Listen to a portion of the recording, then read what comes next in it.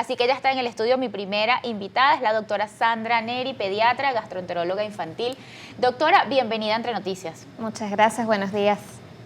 Doctora, ¿cuáles son esos chequeos anuales en niños? Digamos, si mi hijo tuvo un año sano, que sería el estado ideal para cualquier padre, ¿con qué frecuencia deberían igual asistir al pediatra? Sí, es una pregunta muy interesante porque realmente la frecuencia va a depender de la edad de los pacientes. Okay. El control de niños sanos es una parte importantísima en lo que es la evolución y el desarrollo normal en salud de los niños desde el momento en que nacen e incluso desde antes. Porque el control de niño sano debería empezar desde la etapa prenatal.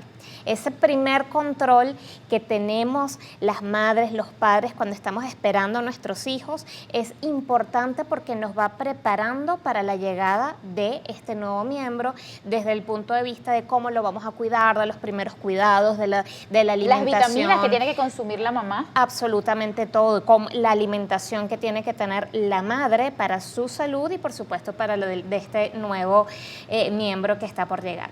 Y luego de esto, por supuesto, vamos a tener que tener una vigilancia estricta de la evolución de este niño en la medida que va creciendo. Por supuesto, cuando estamos en las primeras etapas de la vida, es uno de los momentos en donde hay un crecimiento mucho más rápido, un crecimiento exponencial en velocidad, y este es el motivo por el cual al principio los controles tienen que ser más periódicos. Sí. Y de hecho, pues el primer control, una vez que nace el bebé, debería ser en este primer mes de vida y posteriormente, por lo menos hasta los 6 meses, debe verse de forma mensual. ¿Por qué es importante este control tan periódico? Porque allí es en donde el pediatra, con el ojo experto, pues puede identificar problemas de forma precoz desde el punto de vista del desarrollo neurológico, del desarrollo incluso de lo social, cuando empiezan ya a comunicarse. A fijar la mirada. A fijar la mirada, a voltear, la sonrisa, con un ruido. El sostén cefálico, muchas cosas que cuando se logran detectar de forma temprana, pues podemos tener una intervención adecuada en el momento más oportuno para la salud del paciente. Hablemos sobre esos hitos del desarrollo según su edad. ¿Qué se espera del niño, por ejemplo, en los primeros 3 años de vida? Vamos a marcarlo allí. Desde que nace hasta que tiene 3 años de vida, que podemos esperar de un mes a los 6 meses, y cuáles son esas señales de alarma que podemos detectar de forma temprana. Sí, eso es muy importante, sobre todo ir controlando lo que es la progresión en el crecimiento, en la progresión en lo que es el aumento del peso, de la talla, y esto es algo que tenemos que hacerlo mes por mes. Para eso nosotros contamos con curvas de crecimiento, nosotros como pediatras tenemos la obligación de medir cada uno de estos parámetros, ubicarlos en las tablas y ver cómo va siendo su curva de crecimiento. Si él se encuentra dentro de los percentiles aceptados, dentro de lo que nosotros definimos los conceptos de salud. Y no solamente ver el peso y la talla, sino ver cómo este niño, desde el punto de vista neurológico, va alcanzando estos hitos. Desde que empieza a gatear, desde que empieza, o incluso antes, a voltearse, luego a sentarse, a gatear, cuando empieza a pararse, a dar sus primeros pasos, la comunicación, cuando empieza a decir estas primeras palabras. Nosotros tenemos que estar al tanto de cuando hay un retraso en el desarrollo neurológico y biológico en general, cuando vemos que de repente estos hitos no se van cumpliendo de la forma en que lo vamos esperando. Y eso es uno de los motivos por los cuales es importante realmente tener el control para inicialmente pues indicar fisioterapias o medidas en casa, porque muchas veces solamente con la información que se le da a los padres y el entrenamiento adecuado que se le da a los padres es suficiente para lograr alcanzar los hitos que probablemente el niño necesite apoyo. Usted hablaba del gateo y le quiero preguntar, hay bebés que se saltan el gateo, las mamás se emocionan, comenzó a caminar inmediatamente. ¿Por qué es importante que el niño gatee? Es importante por un tema de equilibrio, por un tema de motricidad. Cuando hablamos de gateo, estamos hablando de, sobre todo, no tanto de motricidad fina, sino de motricidad gruesa, el uso de los miembros superiores y los miembros inferiores y este equilibrio que tiene que tener primero para mover y poder trasladarse de un sitio a otro. Efectivamente hay niños que lo saltan, anteriormente pues esto era un motivo de preocupación, sin embargo, bueno, aunque el niño no gatee, lo mismo igualmente va a alcanzar los siguientes hitos, pero es importante tenerlo vigilado porque cuando no gatea y de repente vemos que hay un estancamiento en el progreso neurológico, en el desarrollo neurológico, esto es un signo de alarma. Esto es un signo que te dice que el paciente probablemente tiene alguna alteración motora y que probablemente necesite alguna evaluación adicional, bien sea por el neurólogo, por el fisioterapeuta, por el ortopédico. Doctora, la alimentación, la importancia de la leche materna en edades tempranas, lo repetimos siempre acá en Globovisión, pero como usted está acá, vuelvo a hacer esta pregunta. Y bueno, ya cuando el niño comienza quizás a asistir a fiestas, vamos a hablar de unos niñitos más grandecitos, el tema del consumo de azúcar. ¿Qué nos puede decir al respecto? Sí, la lactancia materna es el alimento primordial para la salud de todos nuestros niños. Realmente se aconseja que sea de forma exclusiva durante los primeros 6 meses de vida y que pueda extenderse por lo menos hasta los 2 años. Y esto realmente tiene motivos biológicos y científicos que avalan que el niño, mientras más lactancia materna recibe, pues tiene mayor factores de protección sobre muchos aspectos, incluso desde el punto de vista metabólico, ¿no? La lactancia materna te protege contra obesidad en el futuro, hipertensión, y no solamente eso, en el presente es un factor inmunológico en donde mamá te transmite a ti como bebé todas las inmunoglobulinas, anticuerpos que necesitas para protegerte de todos los agentes infecciosos. Y también la lactancia materna protege contra la aparición de caries.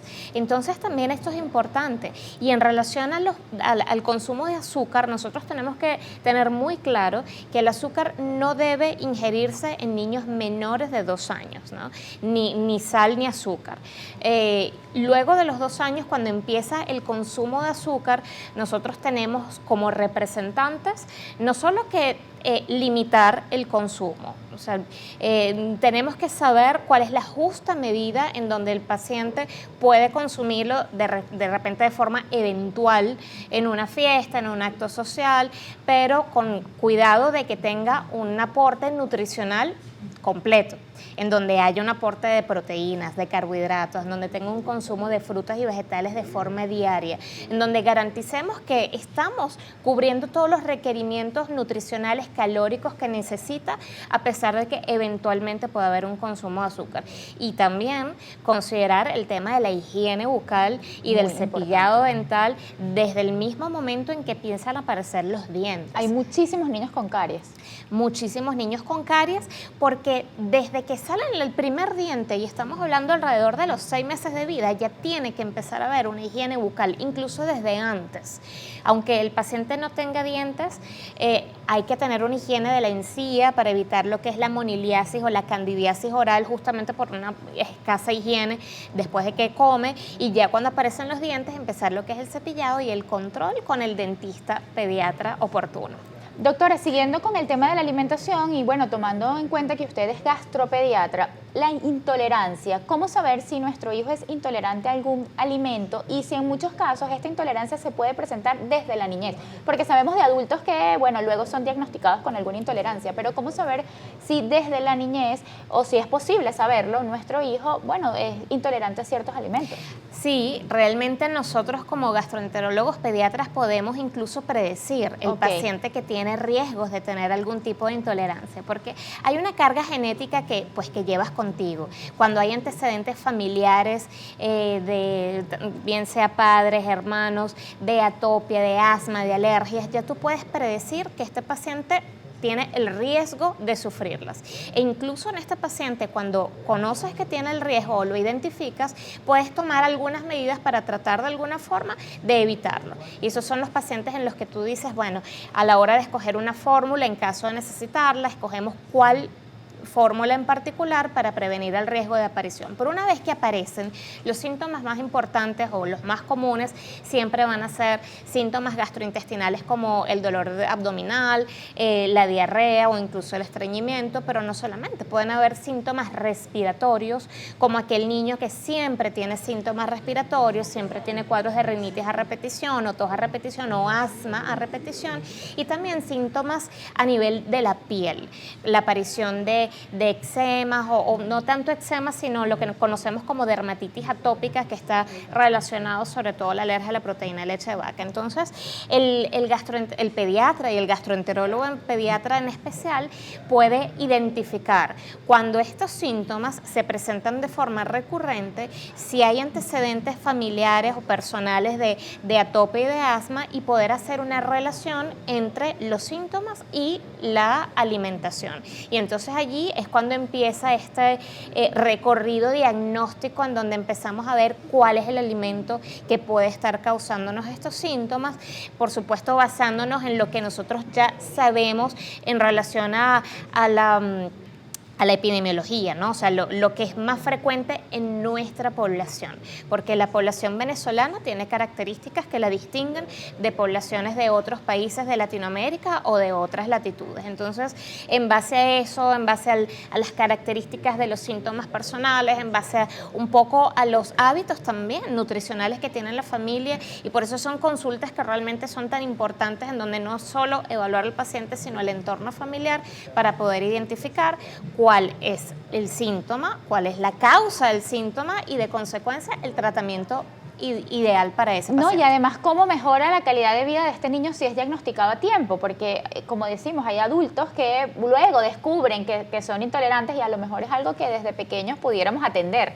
Así es, tienes toda la razón, y de hecho, cuando estas intolerancias, alergias no son diagnosticadas y de consecuencia no tienen un tratamiento, pues las van arrastrando durante la adolescencia, durante la etapa adulta, y pues la idea es justamente prevenirlo. Doctora, el esquema de vacunación, esas vacunas que no pueden faltar en los primeros 5 años de vida. Nosotros en la Sociedad Venezolana de Pediatría y Puericultura tiene nuestros esquemas que se van actualizando año por año. Y es importante siempre tener el esquema al día desde el momento en que nace el bebé, en donde ya tienen que aplicarse las vacunas, la BCG, la polio, incluso la hepatitis B, y luego el esquema de los 2, 4, 6 meses con las vacunas correspondientes, ¿no? La pentavalente, la polio, la rotavirus, y luego de esto pues el niño descansa después de los 6 meses hasta el año y medio, en donde empiezan a tener los primeros refuerzos, y los segundos refuerzos luego a los 5 años. ¿Por qué tenemos que cuidar también las horas de sueño de nuestro pequeño? Porque el sueño es muy importante a la hora de tener un desarrollo neurológico adecuado. Y cuando tenemos un sueño acorde al tiempo de vida que tiene el paciente, vamos a tener un mejor desarrollo cognitivo, un mejor desarrollo intelectual. Y es por eso que tiene mucho papel el tema de las pantallas, que tanto impacto de forma negativa tiene en lo que es el sueño, y lo estamos viendo ahorita. Hay mucho retraso en lo que es el lenguaje, mucho retraso incluso cognitivo, neurológico. Ahora los niños están empezando a hablar mucho más tarde que antes, y se está asociando esto al incremento del tiempo de pantalla, que repercute en lo que es las horas de sueño y en el desarrollo neurológico en general del niño. ¿Cuál es su recomendación entonces? No podemos aislar al niño de las pantallas porque, bueno, es algo que está acá y tenemos que aceptarlo, pero poner límites a la hora de decidir cuánto tiempo vamos a pasar frente a una pantalla. Así es, realmente esas ya son recomendaciones que están establecidas. Ya esto es algo que se conoce porque se ha estudiado y se ha reconocido el impacto que tienen, y se sugiere que el niño incluso no antes de los 8 años tenga cero contacto con las pantallas, ninguno.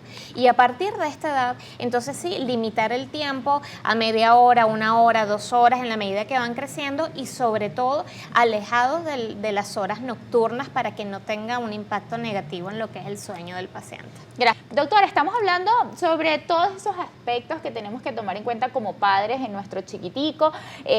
Usted nos mencionaba el tema de la alimentación, de las horas de sueño, del esquema de vacunación.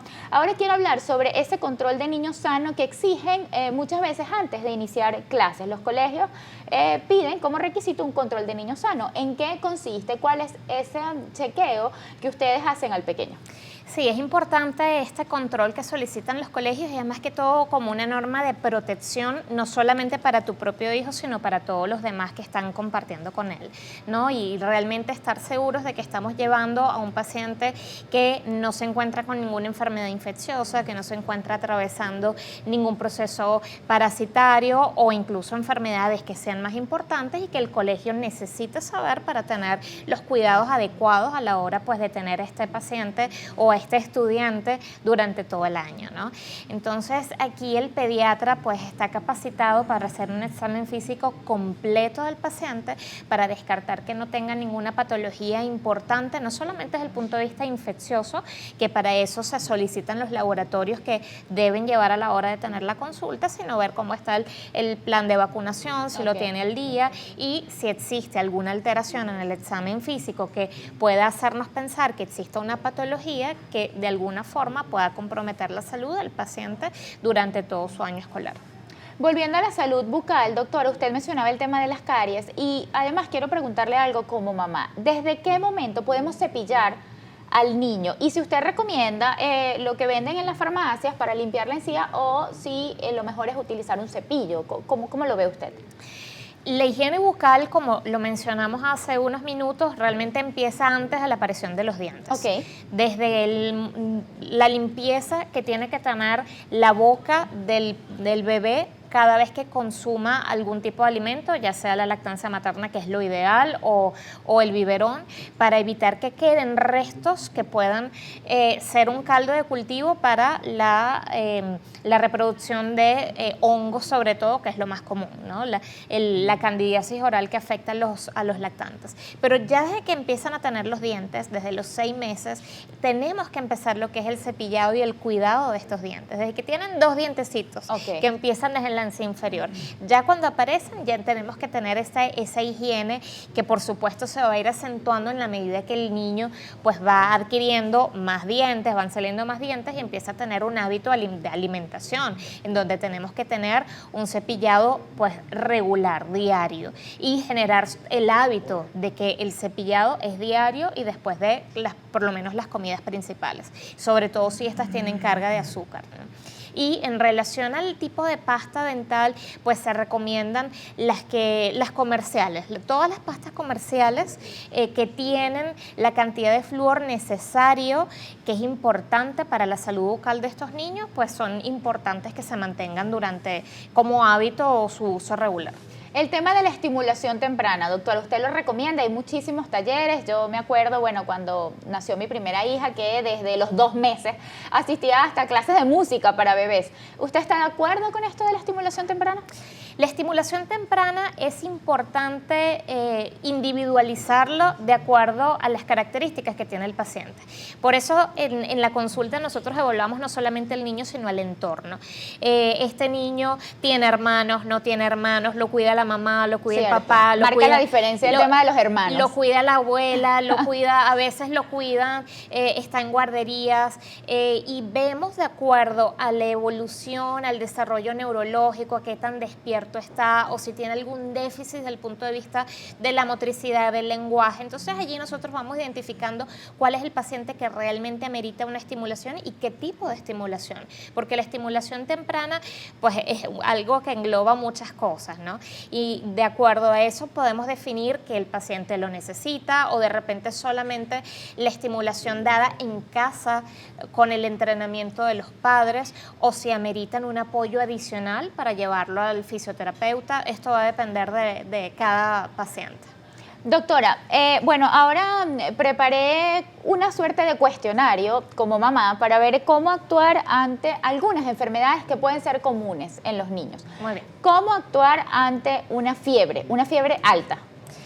Sí, esto es muy importante porque todos los padres tienen que tener en casa las herramientas necesarias para poder enfrentar a situaciones cotidianas. La fiebre es una de ellas, sin duda alguna. Y por supuesto lo primero es mantener la calma, considerar que la fiebre es un mecanismo de protección que tiene el organismo ante cualquier proceso, bien sea infeccioso, viral o no. Igualmente nosotros tenemos que bajar la fiebre con medidas antipiréticas desde el punto de vista farmacológico, y para eso pues tenemos un amplio arsenal que empieza desde el acetaminofeno, el paracetamol, y que existen pues otros medicamentos que son antipiréticos de los cuales nos podemos valer, incluso las medidas físicas. Cuando ya el fármaco no alcanza a bajar la fiebre en el tiempo esperado, entonces tenemos que recurrir a las medidas físicas, y esto es importante que los padres lo sepan. Fíjate que antes era muy común que cuando el niño tenía fiebre, pues meterlo a la bañera con agua fría, con agua helada, para que el frío hiciera bajar la temperatura. Pues esto ya se ha demostrado que realmente no solamente no es útil, sino hasta traumático para el paciente. Yo nunca lo he podido hacer. Cuando lo baño, por lo menos al bebé que tuvo recientemente fiebre, fue con agua tibia, porque es que no podía verlo sufrir con agua helada. Es que para uno es traumático, y imagínate cómo puede ser para un niño. Pero realmente lo que es mucho más efectivo, incluso antes que bañarlo, es el frote. El frote con un trapo húmedo, la fricción hace que los poros se dilaten y de consecuencia el cuerpo libere calor y baje la temperatura. Entonces la fricción es mucho más efectiva que el baño directamente, o sea que llevemos al niño y que se bañe con agua y mucho menos fría. ¿Qué pasa si no se controla la fiebre? ¿Cuándo, después de 37, 38 grados, cuándo debemos realmente preocuparnos, llamar al pediatra? Bueno, desde el primer momento hay que llamar al pediatra, pero cuando decimos en la noche, por ejemplo, 39, 40, ¿cuándo este niño a lo mejor debe ser hospitalizado? ¿Cómo es ese protocolo? Sí, normalmente nosotros esperamos a que el paciente tenga por lo menos unas 72 horas de fiebre para poder definir, no, mira, vamos a hacer algún examen, vamos a hacer algo más. Y claro, este tiempo viene estipulado, ¿por qué? Porque normalmente los procesos virales, que es la causa más común de cuadros infecciosos en los niños, tienden a autolimitarse en ese tiempo. Pero sí es cierto que independientemente del grado de temperatura que pueda tener el paciente, es importante la velocidad de ascenso. Y allí es cuando, o sea, de ascenso de la temperatura.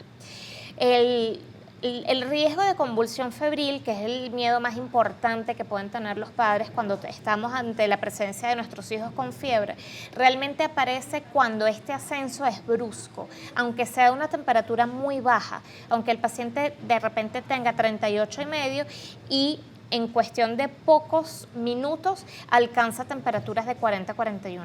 Realmente aquí es cuando existe el riesgo de convulsionar, la velocidad de ascenso y no tanto el grado.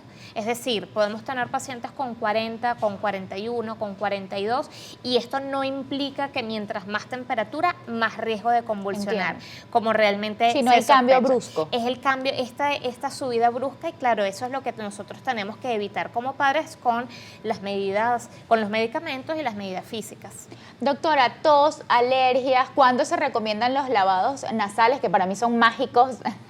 Así es, los lavados nasales nos ayudan muchísimo, sobre todo porque una de las primeras cosas que acompañan los cuadros virales es la congestión, porque esta sobreproducción de moco, que es otro mecanismo de defensa del cuerpo, el organismo se protege produciendo moco para de alguna forma contrarrestar estos virus, estas bacterias que tenemos en la vía respiratoria, pero esto produce de consecuencia que tengamos congestión, de que no podamos respirar, de que podamos tener incluso dificultad respiratoria, que esto desencadene cuadros de broncoobstructivos, y por eso los lavados nasales tienen un papel tan importante con algo tan sencillo como la solución fisiológica, algo que podemos hacer en casa sin problema y que debe realizarse en los bebés desde chiquitos, desde tempranas edades, incluso hasta niños más grandes. Llegan preguntas, doctora, en nuestras redes sociales y voy a compartirlas contigo. Hola, mi pregunta es, ¿cuáles son las vacunas para los niños de 7 a 8 años? De 7 a 8 años tenemos que considerar que el paciente a los 5 años tiene que tener los refuerzos de todas las vacunas que se realizó durante pues, su etapa de lactante, luego hasta los 18 meses y luego los 5 años.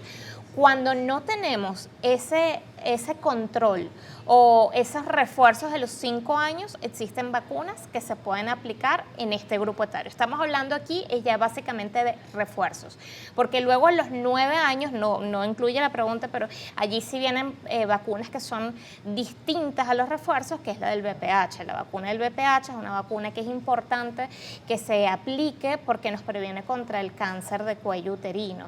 Y no solamente eso, sino también por la prevención de este tipo de enfermedades de transmisión sexual que pues puede afectar al paciente en su etapa reproductiva. Y esto se aplica a partir de los 9 años. Pero antes de esto hablamos de los refuerzos de las vacunas que inicialmente se indicaron tempranamente.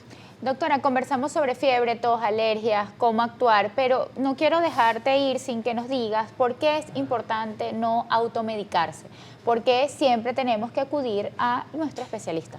Así es, todo niño tiene que contar con su pediatra de base, con el pediatra que lleve su control, que conoce cuál ha sido su crecimiento, que conoce sus patologías, que conoce lo que puede involucrar el hecho de enfermarse en relación a su condición basal de salud, bien sea que esté sano o que tenga alguna patología de base.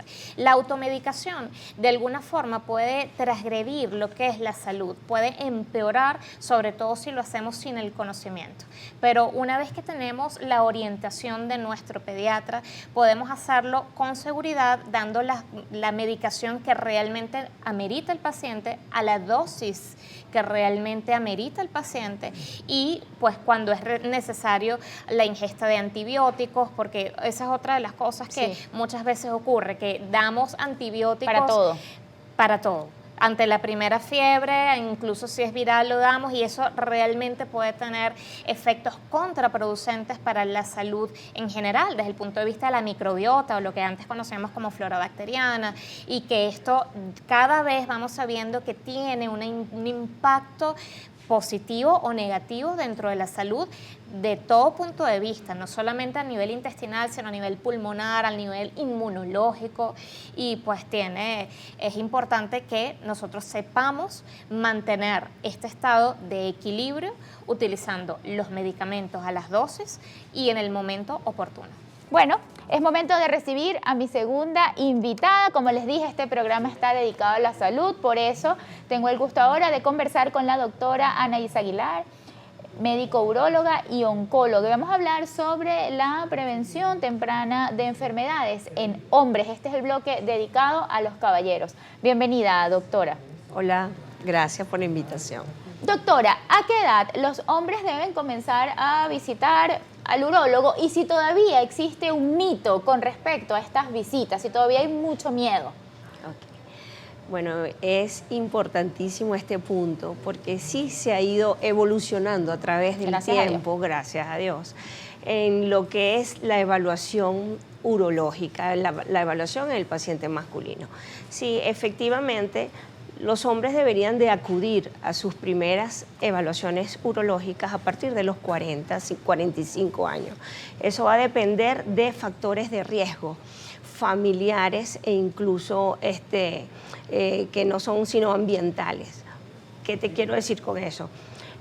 Los pacientes que tienen familiares con cáncer de próstata, tíos, abuelos, hermanos, tienen mayor propensión a desarrollar esta enfermedad. Y la evaluación urológica temprana va dirigida a la detección del cáncer de próstata, porque sabemos que está entre la primera y la segunda causa de enfermedad a nivel mundial. Un año puede ser cáncer de pulmón, generalmente el otro año cáncer de próstata, pero está entre la primera y la segunda causa de enfermedad. O sea que es la patología oncológica más frecuente en el mundo. Lo importante es que es la que menos mata. tiene altas tasas de tratamiento y de sobrevida si logramos determinar o detener la enfermedad a tiempo. ¿Okay? La detección temprana es básica, por eso nos enfocamos en la prevención. Hace poco pasamos el mes azul, el mes de noviembre, en donde es el mes de la prevención. Que lo llaman Movember. Sí, November, exactamente, el mes con el bigotico. Sí. Y básicamente va dirigido a esa población susceptible de desarrollar la enfermedad. ¿Quiénes? Muchas veces estos pacientes que tienen familiares, pacientes obesos, hay muchos factores de riesgo que pueden estar relacionados al cáncer de próstata. Entonces, por eso, básicamente a nivel internacional, las edades de comienzo de evaluación es a partir de los 40-45 años aproximadamente. ¿En qué consiste esta primera consulta? Usted ya mencionaba que, bueno, primero es evaluar estos factores de riesgo, así que ustedes entrevistan a este paciente para ver sus antecedentes familiares. ¿Y qué exámenes se realizan en la primera consulta? Tengo 40 años, soy un hombre y voy al urólogo por primera vez. Okay. Básicamente un examen general. Cuando evaluamos al paciente, la historia clínica es importantísima, en donde determinamos los factores de riesgo familiares. Si ha tenido un familiar cercano, hermano, tío, padre con cáncer de próstata u otras enfermedades asociadas que también pudieran estar en relación a desarrollar un cáncer de próstata, como los pacientes que tienen familiares femeninas con cáncer de mama, cáncer de ovario, cáncer de colon, también pueden tener unos genes mutables que lo conllevan a desarrollar cáncer de próstata. Entonces, esta población es importante. ¿Qué le evaluamos aparte de la historia clínica? Tiene que ir con un perfil general que nos diga cómo está el paciente. El antígeno prostático es básico en nuestra primera evaluación. Y bueno, el examen físico. En el examen físico no solo evaluamos al paciente en general, sino le hacemos el tacto rectal. Y a través de él podemos determinar en cierto porcentaje la posibilidad de una enfermedad, ya que el cáncer de próstata inicialmente puede comenzar en la periferia de la próstata, o sea, en la parte más externa, en un 60-70%. Entonces, con un tacto pudiéramos determinar la posibilidad de enfermedad, ya que hay cáncer muy agresivo, que no elevan el antígeno prostático. Eso es importante para los hombres, que no es suficiente el antígeno prostático. Está, en cambio, la evaluación suma para poder determinar si hay posibilidad o no de enfermedad, aparte de otros estudios que también se pueden solicitar, como pudiera ser una resonancia magnética, multiparamétrica de próstata. Eso es según cómo vamos evaluando al paciente. Según su experiencia, ¿el hombre espera tener alguna señal de alarma para asistir al urólogo o si existen hombres que de rutina asisten a consulta? También preguntarle si en esta primera consulta no encuentran nada, ¿con qué frecuencia tiene que seguir asistiendo? ¿Es anual? Exactamente. Okay. La evaluación debería ser anual. Okay. Si hay factores de riesgo, como ya lo dijimos anteriormente, podemos hacerlo anual, y si no, puede ser cada año y medio, incluso 2 años. ¿Okay? Y me preguntaste que si ellos tenían síntomas. Sí, si esperan tener algún síntoma. Lamentablemente sí. Es muy poco el hombre que va a su chequeo urológico normal, cotidiano, anual. Cuando va es porque tiene algún familiar cercano con cáncer o tiene alguna persona muy cercana que le llama la atención. Bueno, y como dicen, cuando ves las barbas de tu amigo, generalmente es por eso. Si tienen síntomas que no son generalmente debido al cáncer de próstata, como síntomas obstructivos de dificultad para orinar, o tiene síntomas irritativos, inflamatorios, y eso los conllevan a la evaluación urológica. Captamos muchos pacientes cuando tienen algún tipo de sintomatología y acuden al médico, es cuando podemos captarlo y determinar en algunos si tienen o no cáncer de próstata. Gracias. Doctora, bueno, voy a compartir con usted una pregunta que nos llega, la señora Adri Roca. ¿Qué dieta debe seguir una persona que sufre de la próstata? El cuidado de la alimentación, doctora. Sí, hay muchos estudios que han sido algunos significativos y han demostrado que una dieta, como en la mayoría de las enfermedades, baja en grasas, con disminución de lo que es carnes. Muchas veces tenemos también pacientes que consumen alcohol y eso se ha reportado como nocivo para la próstata. El aumento de vegetales, tomates, soya, una dieta balanceada es como, digamos, protector para la próstata. Eso se ha descrito en varios estudios. Y en rangos generales, el hacer deporte, bajar de peso, o sea, puede ser un factor importante para pacientes con problemas prostáticos. Eso está descrito, ¿no? Sin embargo, bueno, podemos ver pacientes delgados sufriendo de la próstata. También hay factores infecciosos que pueden ser adquiridos y son nocivos para la próstata. Llega otra consulta. Buenos días, saludos desde San Cristóbal. ¿A partir de qué edad un hombre debe empezar a ir al urólogo? Mi papá tiene años que no asiste a una consulta por miedo a que le detecten una patología. Doctora, vamos a aprovechar acá para mencionar la importancia del diagnóstico a tiempo. Básico, primordial, importantísimo, eso hay que resaltarlo. La prevención es la base de la curación de un paciente. Muchas veces no tenemos en mente por miedo acudir al médico, pero determinar una enfermedad en sus inicios sería lo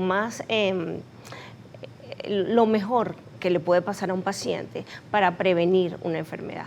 ¿Desde qué edad debe ir? Ya dijimos que desde los 40, 45 años. He tenido pocos pacientes que se van lejos de esa edad, un rango menor, 38, 37 años con cáncer de próstata, sí.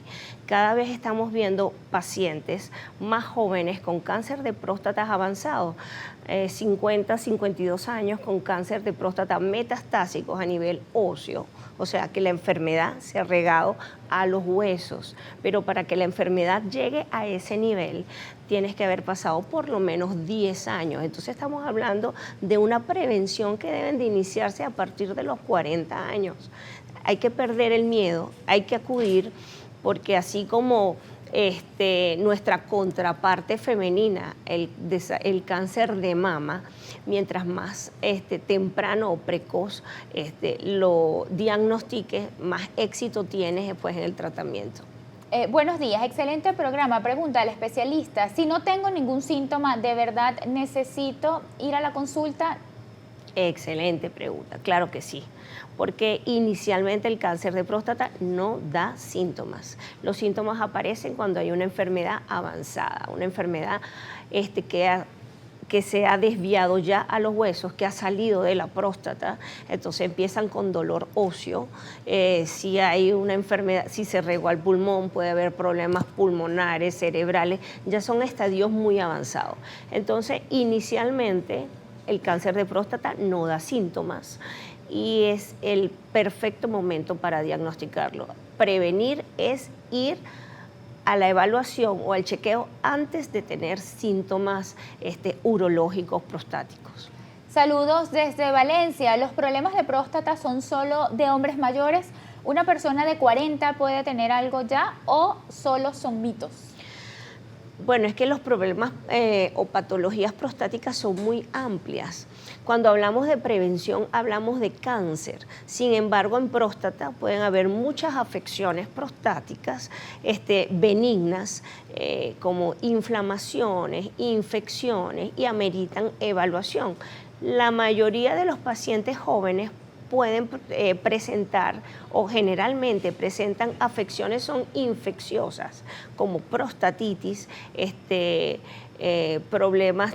Puedes tener algunos problemas obstructivos en etapas, bueno, que no son generalmente comunes, como 40, 50 años, pero los he tenido y aparecen. O sea, están fuera de las estadísticas, pero sí pueden estar. O sea que hay problemas prostáticos no oncológicos que se ven en pacientes jóvenes y también ameritan tratamiento. ¿Okay? Excelente programa, saludos desde el Valle. ¿Orinar muy frecuentemente, especialmente de noche, es señal de problemas de próstata? Sí, puede ser problemas de próstata o de vejiga. Generalmente, si estamos hablando de un paciente mayor, la próstata va creciendo a medida que pasan los años por la testosterona, que es la hormona masculina, y este crecimiento obstruye en algunos hombres las vías urinarias. Como la próstata es una glándula que está entre la vejiga, o sea, donde almacenamos la orina, y la uretra, por donde pasa la orina, este crecimiento obstruye las vías urinarias y el paciente va muchas veces al baño es porque no vacía completo, siempre tiene orina, y cuando le baja nuevamente un poco de orina de los riñones quiere ir. O sea, es un vaciado intermitente lo que está haciendo en algunos casos. En otros casos son problemas de vejiga y por eso es que hay que evaluar al paciente para saber la causa de este síntoma. Buenos días. Los antecedentes familiares de cáncer de próstata me obligan a empezar los controles antes. Tengo 38 años, mi padre es sobreviviente de cáncer. Si los pacientes que tienen un familiar cercano con cáncer de próstata tienen la posibilidad de desarrollar 2.5 veces más la enfermedad. No quiere decir que la vaya a desarrollar, pero el riesgo está aumentado 2.5 veces. Eso quiere decir que debe ir más temprano al urólogo a partir de los 40 años. El resto de la población sí puede ir a los 45 años. Es lo que está establecido en las pautas internacionales, en las guidelines. Pero si tienes un familiar muy cercano, pues acude a tu consulta a partir de los 40 años.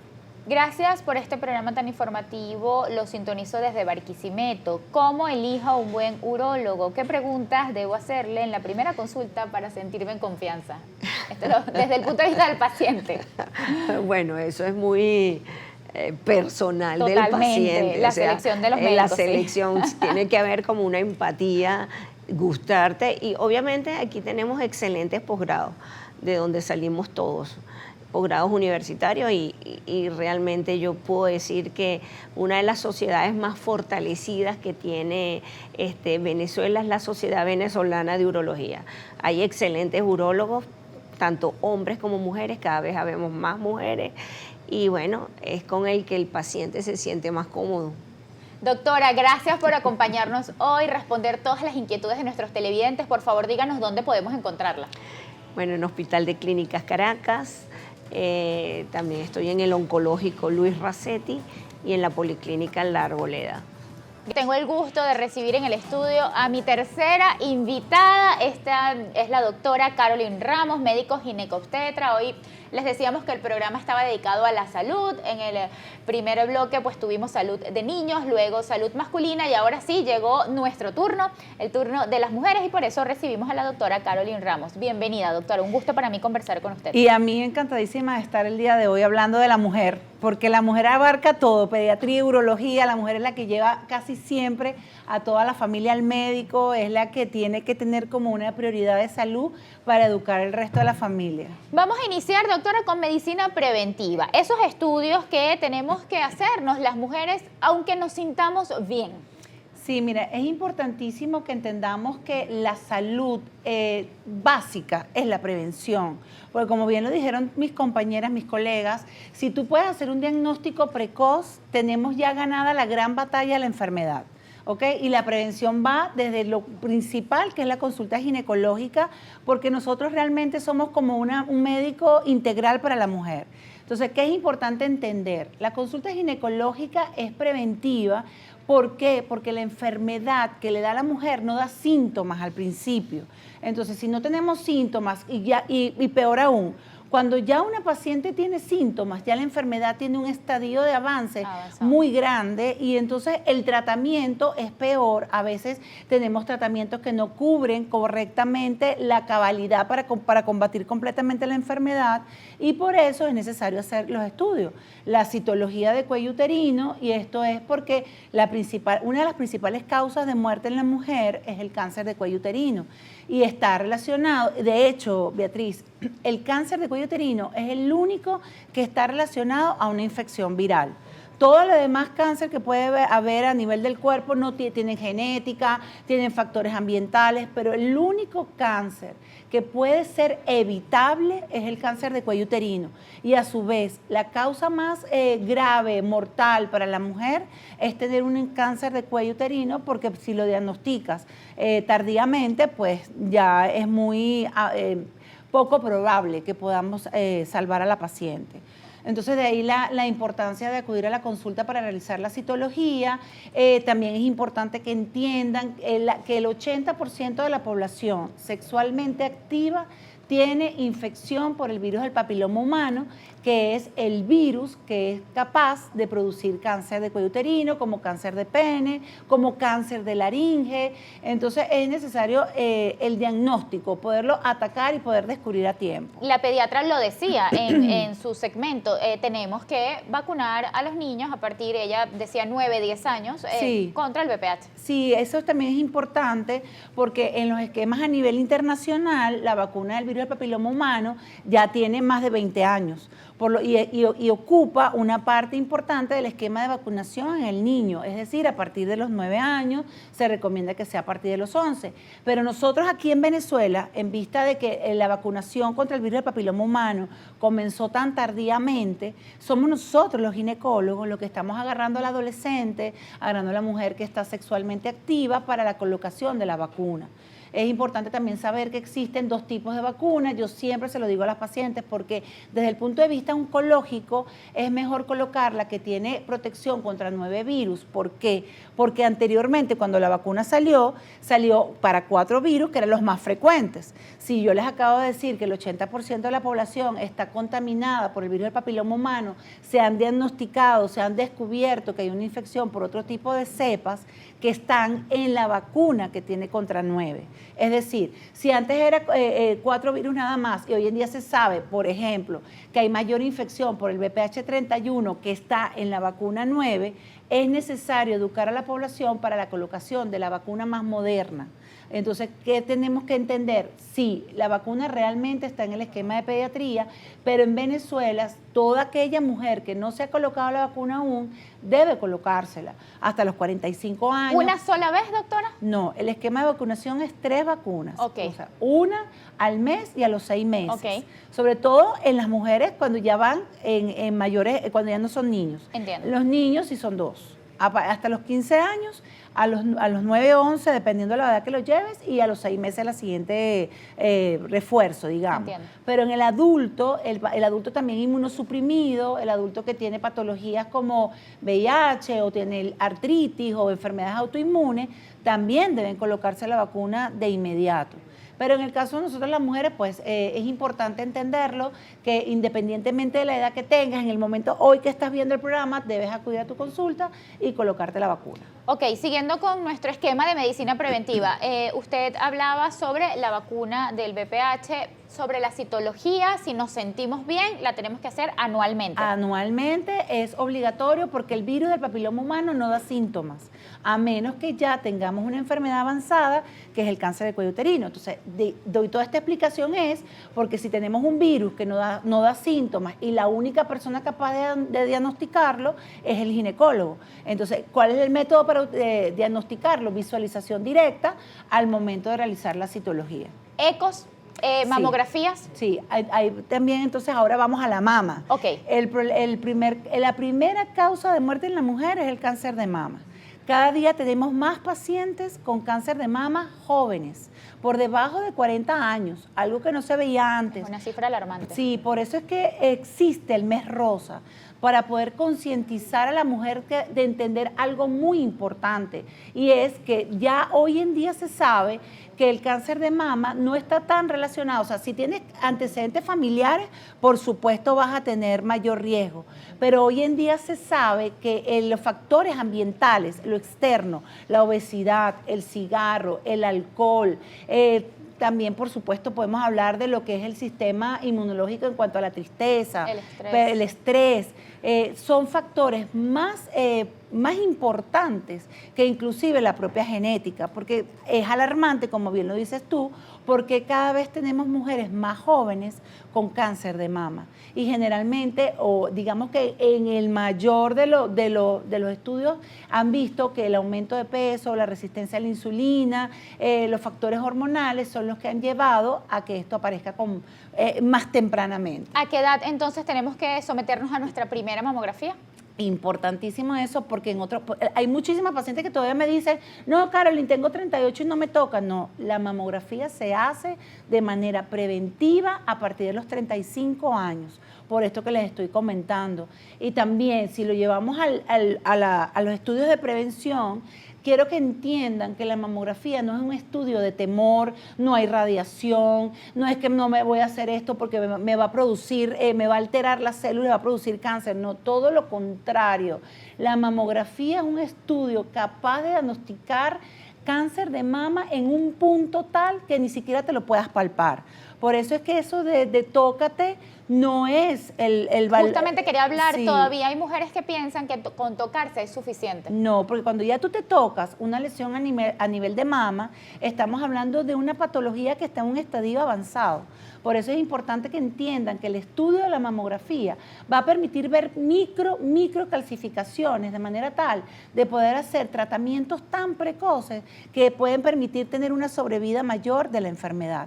Y también importante, evitas todo lo que significa hacer quimioterapia, radioterapia. O sea, la paciente que puede ser diagnosticada en un estadio tan precoz que puede solamente ser sometida a algún tipo de cirugía que ya después pues tenemos menos riesgo. ¿No? Y la tranquilidad que puede darnos que nos digan que todo está bien, ¿no? No esperar sentirnos mal, sino, bueno, ya me hice mi mamografía de rutina y todo está bien. Exactamente. La mujer es base fundamental de la sociedad.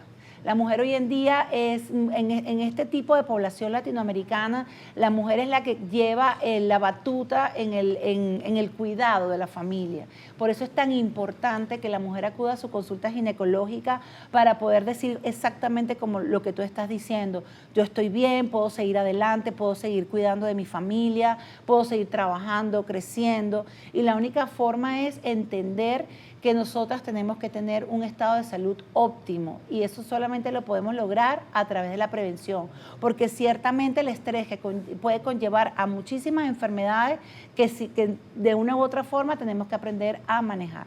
Doctora, las mujeres transitan por muchas etapas. ¿Qué ocurre cuando llega la menopausia? La menopausia es un estado en la mujer, digamos, de autoconocimiento, de saber que ya todo lo que has aprendido en tu vida tienes que ponerlo en práctica y sobre todo tienes que aprender a gestionar tu autocuidado. Tienes que aprender a entender que hay enfermedades que pueden aparecer, que hay letras chiquitas de las enfermedades que pueden aparecer debido a este estado natural de la vida. Es en el momento donde más debes cuidar tu salud ginecológica, independientemente de que no tengas pareja. Tienes que ir a la consulta ginecológica para evaluar la esfera cardiovascular, tu perfil lipídico. Tenemos que hacer evaluación de la densidad mineral ósea, que es una de las primeras causas de enfermedad en la mujer menopáusica. Saber cómo está tu hueso, hacer ejercicio en esta etapa de tu vida es fundamental. No se trata de coquetería, no se trata de estética, no. Se trata de que tienes que fortalecer tus músculos para poder así cuidar tus huesos. También en la menopausia es importante que acudas al gastroenterólogo porque una de las causas de enfermedad en esta etapa de nuestra vida es el cáncer de colon, así como también lo es el cáncer de mama, que si bien es cierto, está apareciendo en mujeres más jóvenes, sigue siendo una población de riesgo, la mujer por encima de los 50 años, el hecho de aparecer lesiones que pueden llevar a cáncer de mama. Bueno, nos quedábamos en el bloque anterior con el tema de la menopausia. Doctora, quiero seguir allí. Cuando hablamos de menopausia precoz y si hay alguna manera quizás de alargar o de retrasar la llegada de la menopausia.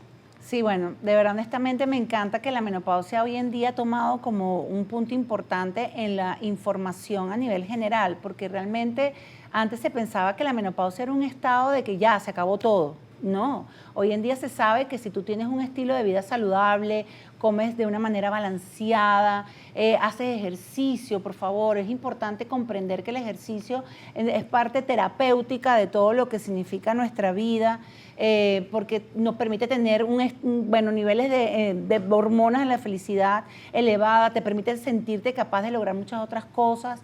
También dormir completo es fundamental, cada día más se habla de lo que es la higiene del sueño. De hecho, la pediatra habla algo fascinante de lo que significa la pantalla para el niño. Sí. También lo es para la mujer. Es importante entender que tenemos que dormir en la noche para poder tener un equilibrio hormonal, para que el cortisol baje.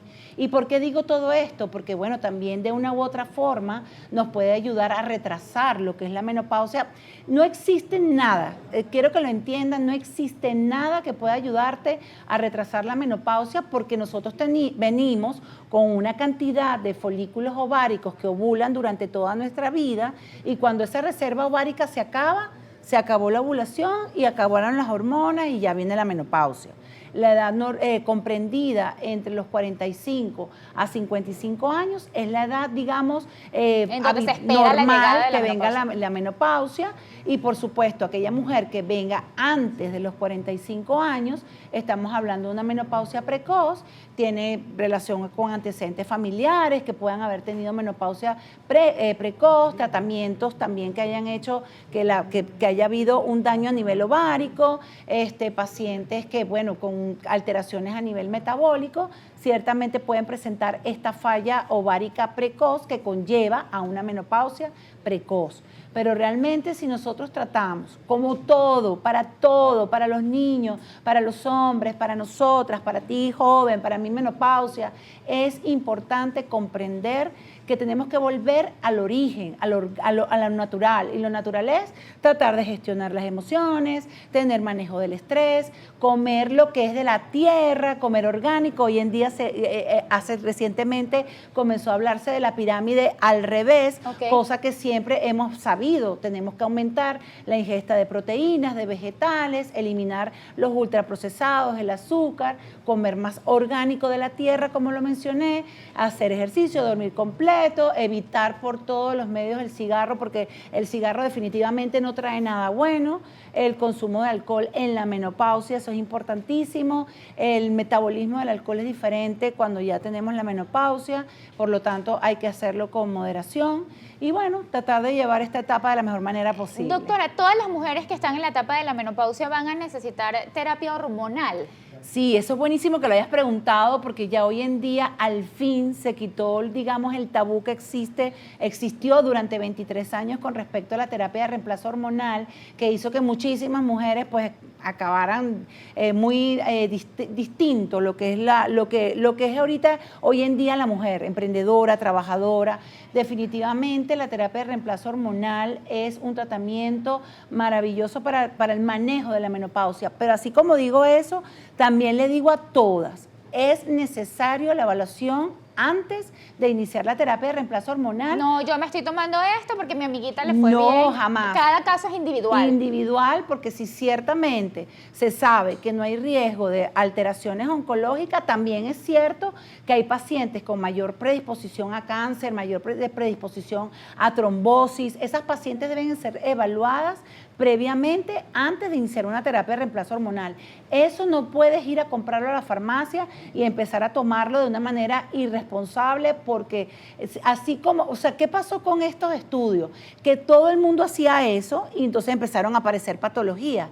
Pero si tú eres una paciente que quieres tomar terapia de reemplazo hormonal en este periodo de menopausia, debes acudir previamente a la consulta ginecológica para hacer la evaluación integral que incluye la citología, la mamografía, los estudios de perfil lipídico, los estudios coronarios, y ahí sí empezar a decidir si eres tú candidata para tomarla. Según su experiencia, ¿de qué forma mejora la calidad de vida de una mujer que entró en la etapa de la menopausia y comienza a recibir terapia de reemplazo hormonal guiada por un especialista?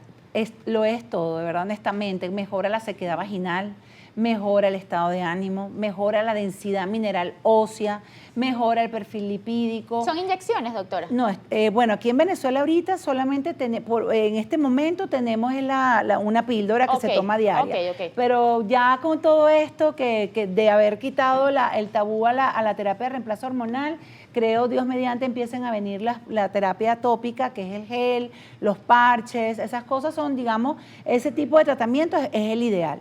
Pero por ahora aquí en Venezuela solamente tenemos ciertos tipos de terapia que son fabulosas igual.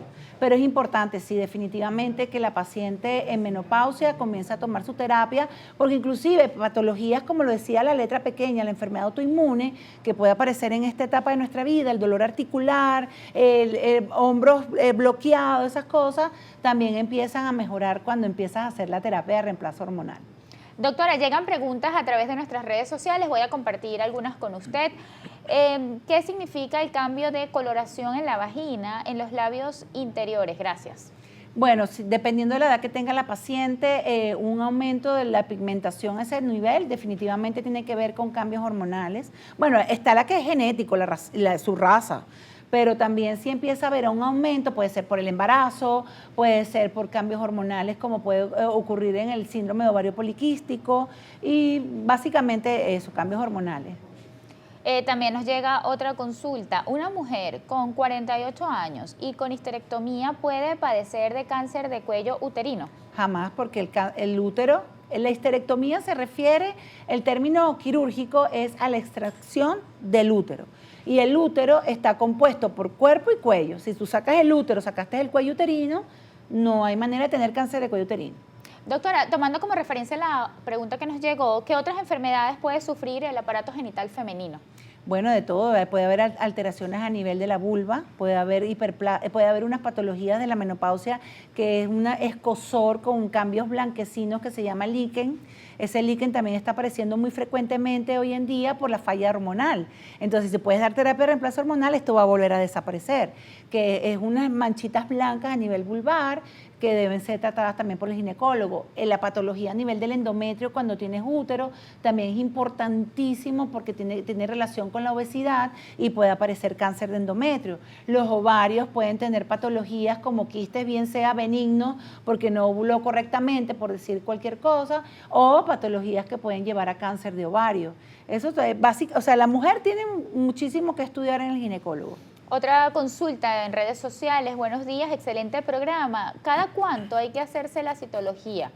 He escuchado cosas diferentes. Mira, por lo menos con que la paciente se haga si no tiene ningún riesgo, no tiene BPH, no tiene infecciones, no tiene, por lo menos una vez al año es lo recomendado por la Organización Mundial de la Salud. Pero si eres una paciente que ha tenido patologías previas, ahí es donde debes de ir cada 6 meses. Gracias por este programa. Hablando del BPH, ¿la prueba es parte del chequeo anual? ¿Es para todas? Sí, o sea, existe un protocolo actual donde se ha incluido la citología de cuello uterino y la realización de la genotipificación viral, pero eso todavía en el país no se realiza de rutina. Lo más importante es que entiendas que la citología de cuello uterino es el único método que tenemos de diagnóstico del virus del papiloma humano, cuando aún no ha dado enfermedad. Y cuando ya tienes lesiones a nivel del cuello, es el ginecólogo realizando la visualización directa y realizando la colposcopia que se hace en el momento de la citología que podemos hacer diagnóstico. Si vemos una lesión sospechosa, el siguiente paso es la biopsia de cuello uterino para ahí sí ya tener un estudio anatomopatológico de la enfermedad. Pregunta de la doctora, ¿y el autoexamen de mama sirve de verdad o es mejor la mamografía? Esto ya lo aclaramos, pero vamos a repetirlo. Mira, el hecho de tocarte las mamas, por supuesto, siempre va a ser bueno, yo se lo digo a las pacientes, es importante que te toques porque cualquier cosa que veas diferente, acude de inmediato a la consulta. Cuando lo tocas chiquitico, como un granito, es mejor que tocar una bolita de ping-pong, por decir un ejemplo, en tamaños. Pero definitivamente cuando ya tú te tocas una lesión en la mama, es una lesión que pudo haber sido diagnosticada previamente por mamografía, por lo tanto, el gold estándar, es decir, el estudio principal para poder hacer diagnósticos con un microscopio, con una imagen mínima que ni siquiera has logrado tocarte, es la mamografía.